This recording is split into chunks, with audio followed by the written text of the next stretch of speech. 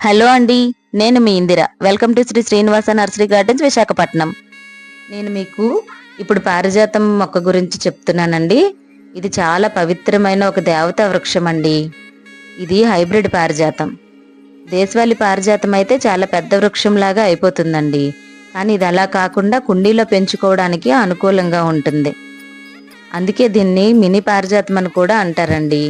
ఈ పారిజాత వృక్షం అనేది క్షీరసాగర మదనంలో ఉద్భవించిందని, శ్రీకృష్ణుడు సత్యభామ కోరిక మేరకు దీన్ని స్వర్గం నుంచి భూలోకానికి తెచ్చాడని పురాణాలు చెప్తున్నాయండి. ఇవి తెల్లటి రేఖలు, ఎరుపు రంగు కాడ కలిగి చాలా ఆకర్షణీయంగా కనిపిస్తాయండి.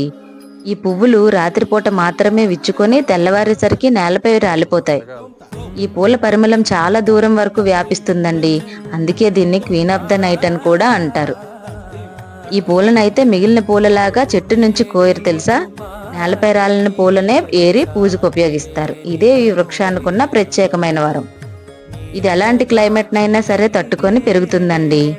దీనికి వెల్ డ్రైన్డ్ సాయిల్ అయితే అవసరం పడుతుంది. డైలీ వాటరింగ్ చేయాలండి. ఇలాంటి ఎన్నో అద్భుతమైన ప్లాంట్స్ కోసం తెలుసుకోవాలనుకుంటున్నారా? అయితే స్క్రీన్ మీద కనిపిస్తున్న నెంబర్కి కాంటాక్ట్ అవ్వండి. Please do like